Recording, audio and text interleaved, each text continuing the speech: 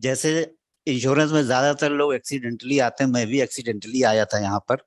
मेरा ताल्लुक कानपुर से है।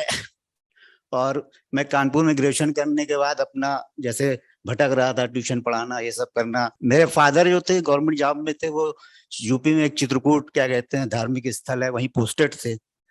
तो कानपुर से कोई रिटायर्ड ओरिएंटल इंश्योरेंस के डिविजनल मैनेजर हमारे कानपुर से किसी रेफरेंस से गए होंगे, वो मेरे घर पे ठहरे वहां चित्रकूट में।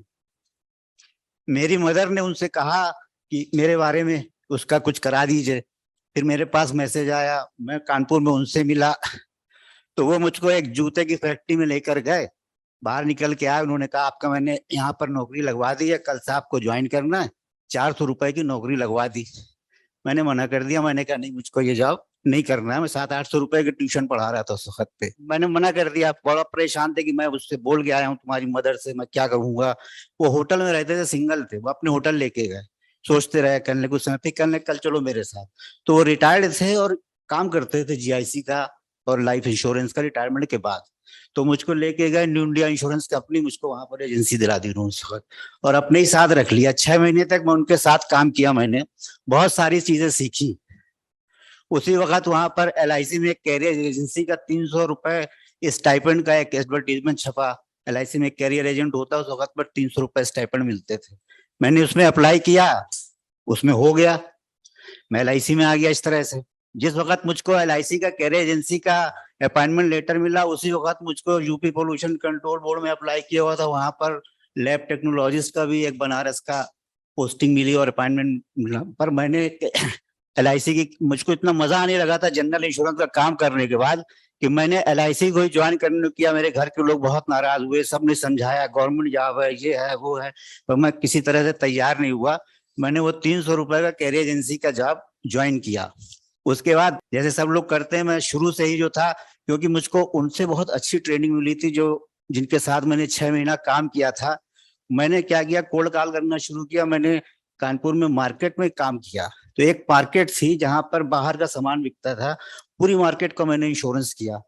मैं जनरल इंश्योरेंस का काम भी करता था, दुकानों का भी इंश्योरेंस किया मैंने। तो उसमें एक सेक्रेटरी थे, वो खाली वही पढ़े लिखे थे उस पूरी मार्केट में। उनके यहाँ साइन बोर्ड का टूट गया, साइन बोर्ड का क्लेम नहीं मिला।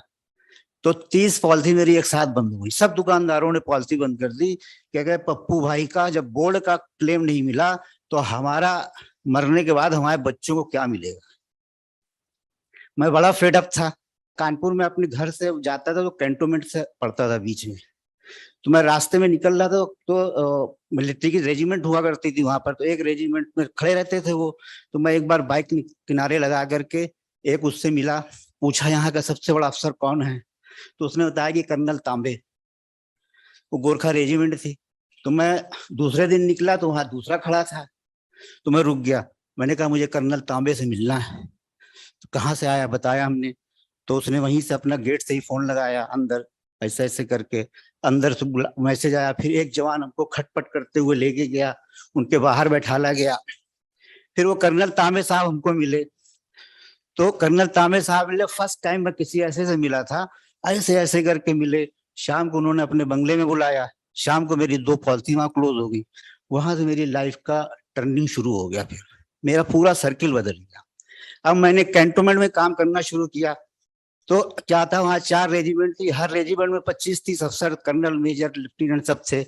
काम शुरू हो गया, वहां कोई सिविलियन जाता ही नहीं था, अकेला मैं था।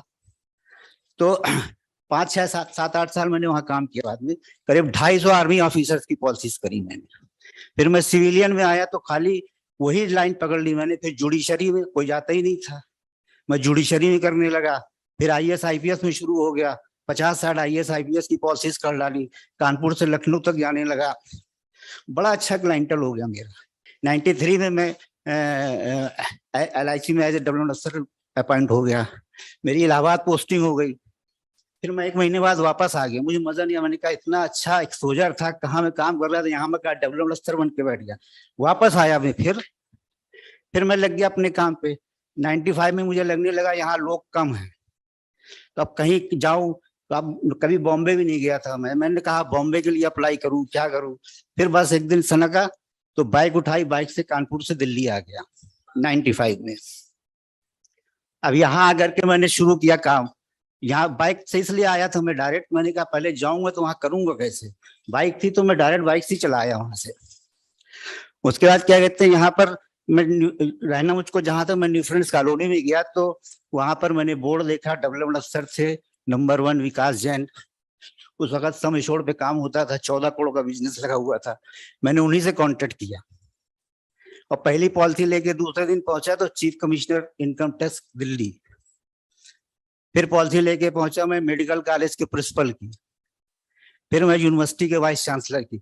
मैंने जहां जहां पर भी गया मैंने वो सेक्टर ढूंढना शुरू किया जहां लोग जाते ही नहीं, आदमी सोच नहीं सकता, इंटरेस्ट के कमिश्नर के पास सोचता ही नहीं होगा कि जा सकते हैं वहां पर। उसको भी ह्यूमन बींग सब है, सबकी जरूरत वही है, डांट वो भी बीवी से खाते हैं, इंश्योरेंस उन्हें भी चाहिए, लेकिन कोई नहीं जाता। मैं इनकम टैक्स कमिश्नर के पास जब गया था पहली बार तो कार्ड अपना नहीं दिया मैंने उसको, उनके पीए ने पूछा, मैंने कहा बता दिए करीम साहब आए, कहने आप जानते हैं, हमने कहा हाँ। अपॉइंटमेंट है, हमने कहा हाँ। तो कहने अच्छा नाम लिख दिया पर्ची पे, पर्ची पे लिखा, पर्ची लेके नहीं गया, देख के गया, अंदर जागता रहा करीम साहब आए कोई आपसे मिलने। हमने कहा कि मिलेगा तो मिलेगा, नहीं मिलेगा तो नहीं मिलेगा। उन्होंने बुला लिया, वो साउथ इंडियन थे। थोड़ी देर में उसके बाद वो 80C की आई थी, वो CCC वाली, तो उन्होंने कहा एक पॉलिसी मुझे वो करानी है तो आप शाम को आ जाएंगे। उन्होंने पंडारा रोड का अपना बंगले का एड्रेस दिया, 2 पॉलिसी करनी शाम को जाके उनकी। तो इस तरह से आज मैंने फिर अपना पूरा सेगमेंट अलग कर दिया। मैं कहीं वैसी जगह नहीं जाता जहां कोई जाता नहीं, मैं वही जगह ढूंढता हूँ। करीब 500 मेरे प्रोफेसर क्लाइंट है दिल्ली के अंदर, 200 से ऊपर डॉक्टर्स क्लाइंट मेरे, उसके ऊपर क्लाइंटेल बिल्कुल अलग ही है मेरा। 93 में मैं चेयरमैन क्लब मेंबर भी हो गया था कानपुर में। तो 95 में जब आया मैंने ऑफिस तभी बनाया था। आज न्यू फ्रेंड कॉलोनी में ऑफिस है मेरा, 11 मेंबर, 11 ऑफिस का स्टाफ है, पूरा पोर्टफोलियो मैनेज करते हैं हम लोग, सारा काम करते हैं। और मैं यही कहूंगा कि मैसेज के लिए कि जब आप किसी चीज को ठान लेते हैं, कोई चीज होती है, मतलब ऐसा प्रोफेशन हम जो है, अगर शायद वो वहां पर लैब टेक्नोलॉजी किया होता तो बनारस में एक छोटे से उसमें महदूद हो गया होता। इतना बड़ा एक्सपोजर जो मिला मुझको यहाँ पर, इतना बड़ा जो यहाँ पर आया, यहाँ पर आज नहीं खड़ा हो सकता था मैं आकर के।